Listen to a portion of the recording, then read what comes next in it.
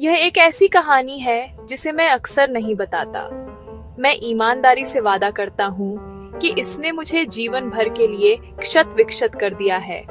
और हालांकि मैंने जो सुना है उसके लिए मनोवैज्ञानिक स्पष्टीकरणों और जो हुआ उसके लिए प्राकृतिक स्पष्टीकरणों को देखा है, वे असंतोषजनक बने हुए हैं। जब मैं बच्चा था मुझे अंधेरे से डर लगता था।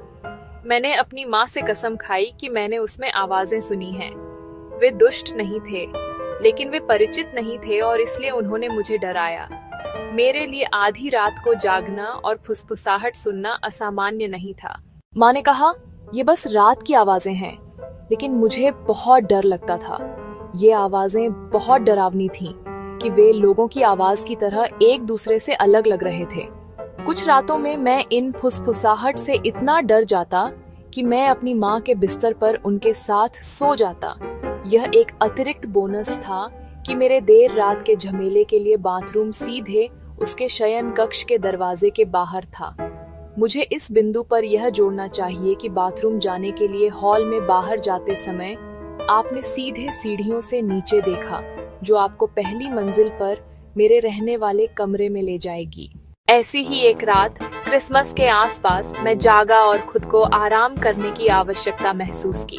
मैं दरवाजे से बाहर निकला और स्पष्ट रूप से वाक्यांश सुना, देखो। और मुझे आश्चर्य हुआ कि सीढ़ियों के बहुत नीचे की दीवार पर एक लाल बत्ती लगभग एक रोशनी की तरह डाली गई थी। प्रकाश का कोई अन्य स्रोत नहीं था। यह अपने आप में था।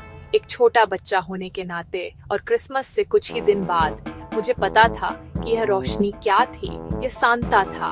मैं इतना उत्साहित था कि मैं उनका स्वागत करने के लिए सीढ़ियों से नीचे उतरने लगा। दूसरे कदम के बाद अपनी गति बढ़ा ली क्योंकि यह दीवार से रेंगने लगा और मेरे रहने वाले कमरे में अंधेरे में गायब हो गया। तभी मैंने उसे सुना। वहां नीचे किसी चीज ने उसे पकड़ लिया था और उसे नीचे गिरा दिया था। यही धमाका था। मैं गदगद हो गया था। उस दिन के बाद मैंने फिर कभी एक भी आवाज नहीं सुनी। मुझे यह कल्पना करना पसंद नहीं है कि उस रात नीचे मेरे लिए क्या इंतजार कर रहा था, अगर वह कुछ भी था।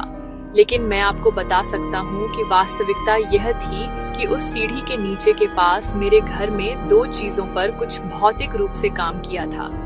इसके बाद मैंने फिर कभी कोई फुसफुसाहट नहीं सुनी, जो दुखद है क्योंकि कुछ मायनों में मैं उस आदमी को धन्यवाद देना चाहूंगा। इसने मुझे उन सीढ़ियों से नीचे उतरने से रोक दिया था। ये तब हुआ जब मैं 7 साल का था। मैं अब 20 साल का हूँ और इस घटना के कारण मुझे अभी भी अंधेरे से डर लगता है।